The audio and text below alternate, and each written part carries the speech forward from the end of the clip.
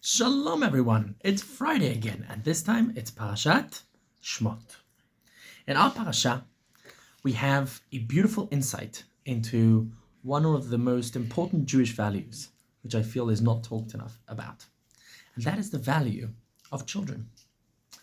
In our parasha, the very first battle that the Jewish people faces, and indeed, by the way, the Jewish people is introduced in our parasha, in Sefer Bereshit. It's the family of Abraham, Yitzchak, Yaakov, Bnei Yaakov, Bnei Yisrael. But here for the first time we have Hine Am Bnei Yisrael.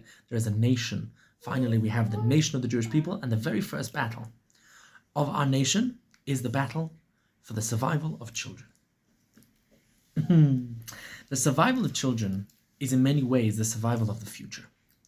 A population that does not invest in its children does not invest in its future. And a population that has many children, in many ways, is, by definition, building its own future. And that is exactly what Paro, the king of Egypt, sees as a threat. We are being demographically attacked in many ways, says Paro.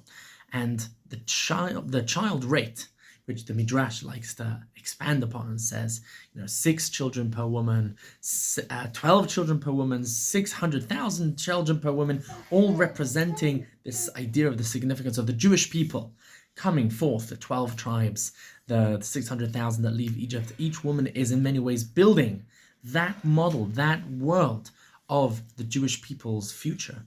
That is all a threat to Paro. And as such, he decides to attack the Jewish people on 2 different fronts.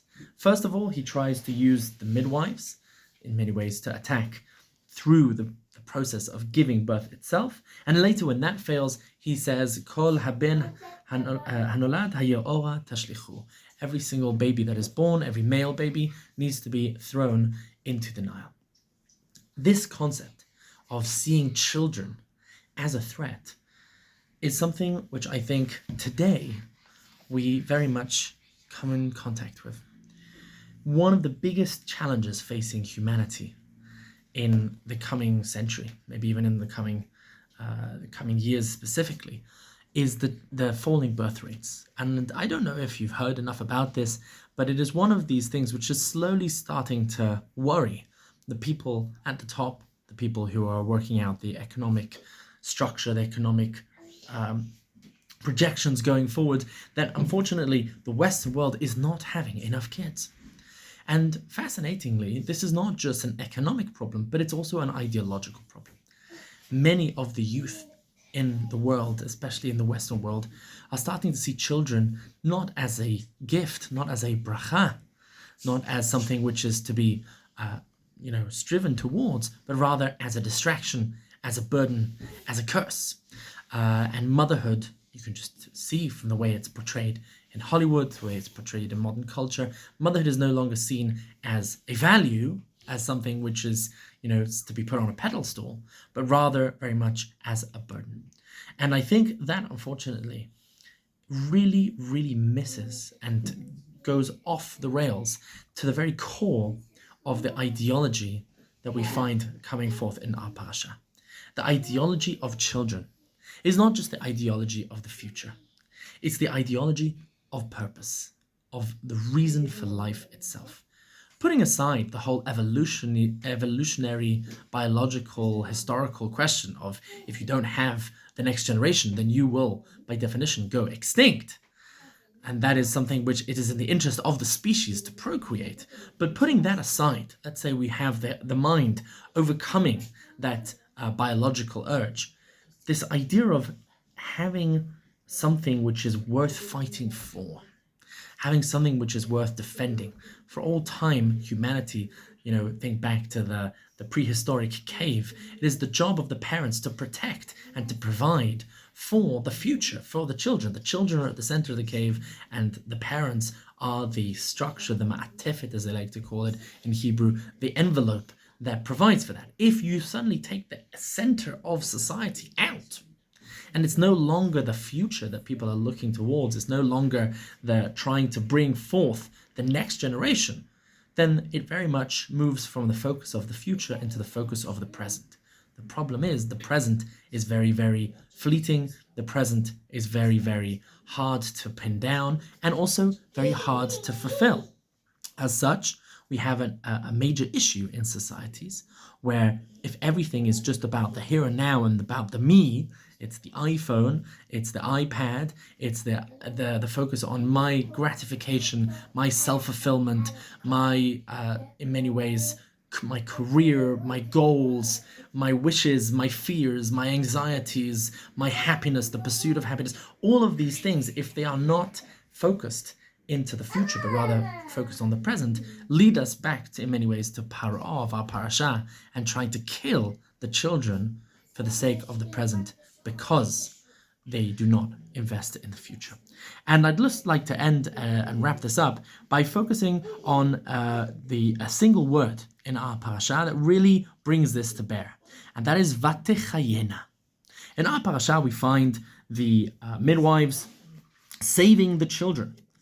And the saving of the children, by the way, I should mention, saving the children is a major theme in Sefer Shemot, going all the way from the very beginning with the midwives, with Yocheved and Miriam, with Bat Paro, the daughter of Pharaoh, with Moshe Rabbeinu as well, at the well, saving the daughters of Tzlofchad. This is a common theme of trying to protect and to save and to preserve. And we see in our parasha, Vatichayena et hayeladim. And they gave life to the children. Vatichayena is from the word chayim. Lehachayot means to keep alive, but it also means to give life. By definition, a midwife is helping the child achieve life in the first place, to come out and to be sustainable. And the phrase Vatichayena beautifully appears a few more times in Tanakh, in Sefer Yechezkel, and the most famous place in Sefer Yechezkel is in Perik Lamed Zayin, where we find with the atzamot, with the dry bones, Vayomer Elai ben Adam, in the field of dry bones, Yechezkel the prophet is taken to a field full of dry bones of the Jewish people. And God says, this is the future. And Yechezkel says, this, if anything, is the past. This is destruction. This is something which we cannot see coming to life. And indeed, God says, Vayomer Elai ben Adam, Hatichyena ha'atzamot ha'eleh. Can these bones come to life? Va'omar Adonai Elohim ata yadata. And Yechezkel responds, heaven knows, I don't think they can. And then indeed they do. This phrase, hatichyena, is very much a mirror of vatechayena.